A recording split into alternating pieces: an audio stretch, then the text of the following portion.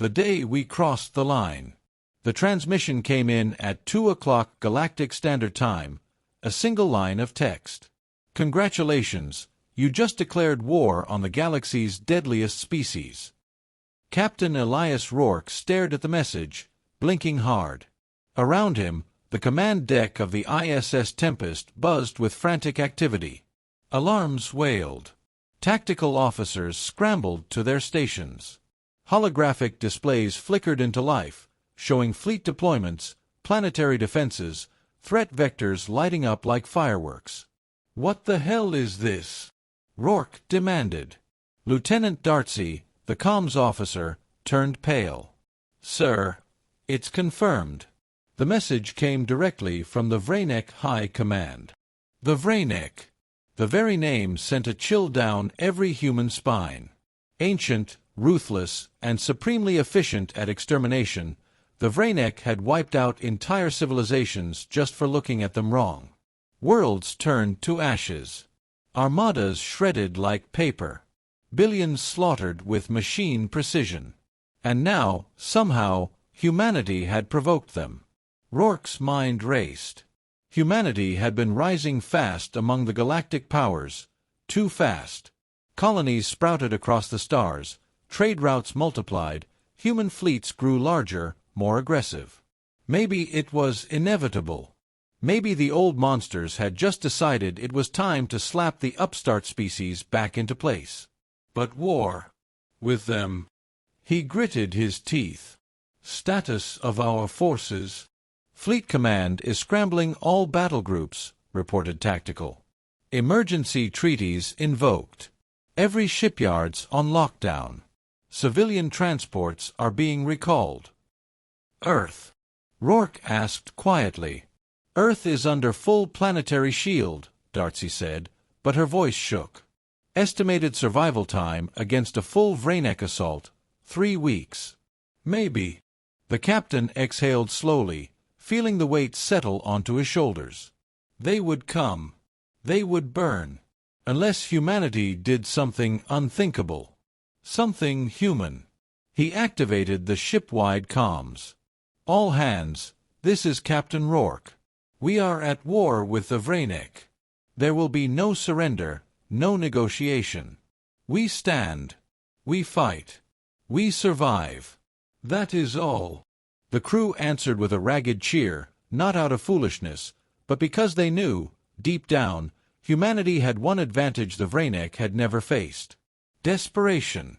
And creativity. Prep the Phoenix Protocol, Rourke ordered.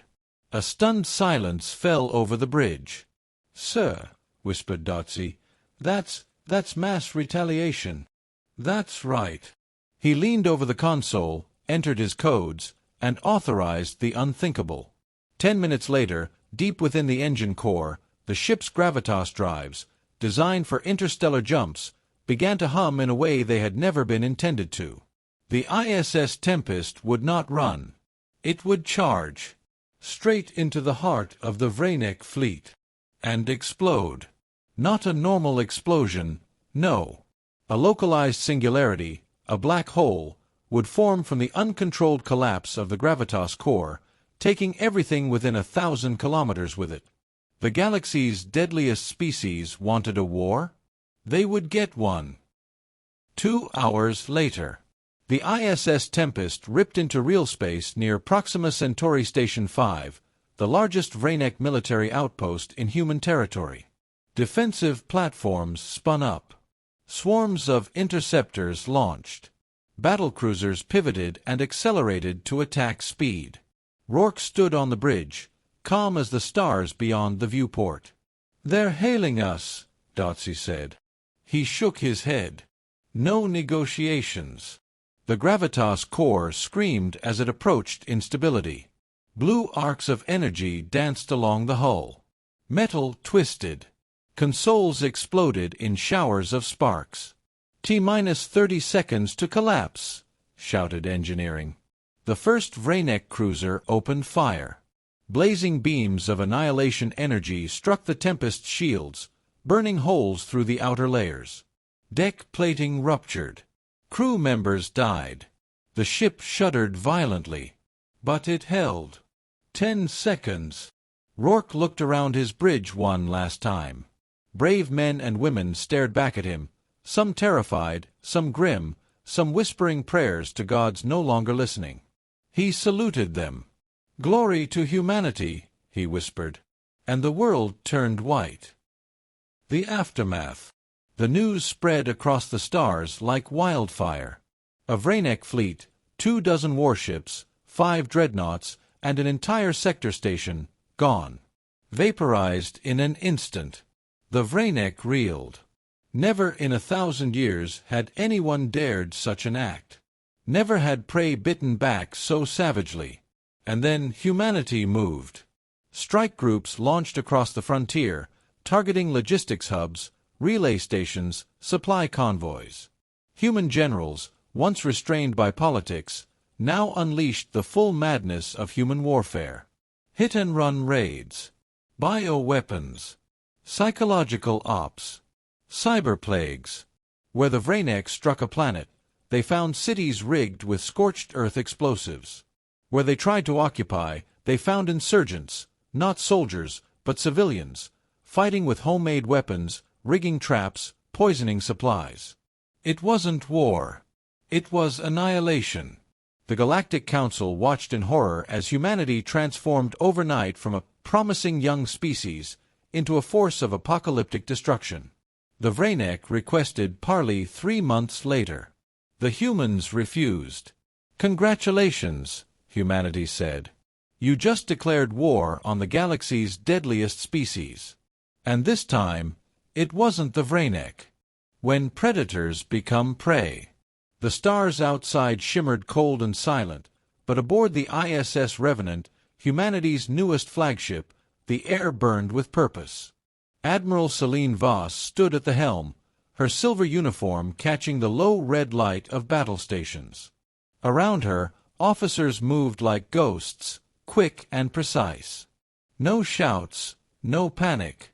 They were veterans now, baptized in the fires of a war humanity had neither wanted nor feared once it began. Voss tapped a control rune, bringing up a holographic map of the Vraynek territories. System after system blinked red. Human assault groups had pushed deeper in the past 60 days than the Galactic Council had believed possible. The Vraynek were retreating. But not fast enough. "Targets acquired," Commander Imani said, stepping forward. His voice was low, taut with barely contained rage. "Primary objective, Vraynek Prime. Secondary, any and all infrastructure supporting the war effort." Voss nodded. "Execute Phoenix Directive. Full planetary denial." There was a small, heavy silence. Everyone knew what Phoenix Directive meant now. Not conquest. Not occupation. Erasure. In orbit above Vraynek Prime. The Vraynek homeworld loomed in the viewport, a world of black seas, jagged continents, and endless, churning storms. Great hive cities studded the land like scars, each housing millions of the warlike species. It was a sight of terrible beauty. It would soon be a graveyard. "All squadrons, launch," Voss commanded. 1,000 attack craft peeled away from the Revenant's hangars, falling toward the atmosphere like burning meteors. Below, Vraynek defenses roared to life, planetary shields, anti-orbital cannons, kinetic flak grids. The sky became a hurricane of fire. The first wave of human bombers disintegrated. The second punched through. And the third, carrying the Scorch payloads, delivered humanity's answer to extinction. On the surface, Vraynek Prime burned. The Scorch payloads weren't nuclear. They were worse, atmospheric destabilizers that turned breathable air into acidic mists, killing anything with lungs. Rivers boiled. Forests became ash. Towers melted into slag. And the Vraynek, who had never truly feared anything before, began to understand. Humanity hadn't come to fight for territory. Humanity had come to end them. In the central hive city of Krovthak, High Warlord Serzi A clutched a cracked control console with trembling claws. Reports flooded in, entire legions unresponsive, planetary shields failing, mass civilian deaths. "This is madness," his advisor hissed. "They will destroy themselves before yielding." "No," Serzia growled, his voice hollow. "They destroy us to survive. They have become what we always feared they would. Predators." "Back in orbit. Ground resistance collapsing," reported Imani. "Vraynek High Command requesting ceasefire." Admiral Voss turned to the bridge crew, her face impassive. "Prepare transmission," she said. Seconds later, her image appeared above the burning world. She stood tall, hands behind her back, eyes merciless. "To the Vraynek," she said. "No terms. No surrender. You declared war on humanity." She leaned forward slightly, and her voice became a weapon sharper than any blade. "Now reap what you have sown." And then she gave the final order. "Glass it." Orbital kinetic strikes rained down from the Revenant, rods of tungsten, accelerated to near-light speeds. Cities vanished in flashes of molten light. Oceans vaporized. Mountains shattered. Vraynek Prime, the seat of the galaxy's deadliest species, became a lifeless, broken shell. Later, aboard the Revenant, Admiral Voss stood alone in the observation bay, watching the ruin below. She didn't smile. She didn't cry. She simply stood there, silent. Behind her, Imani spoke softly. "We've received word, ma'am.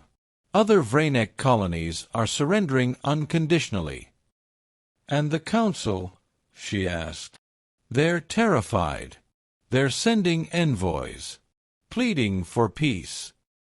Voss closed her eyes.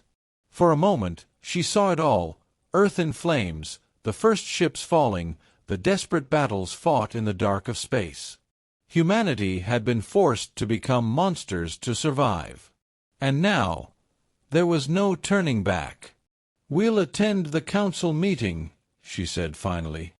"But they won't find us the same as before." She turned, her eyes hard and cold as frozen steel. "Humanity has changed." She looked back at the dead world. "And the galaxy will never be the same again."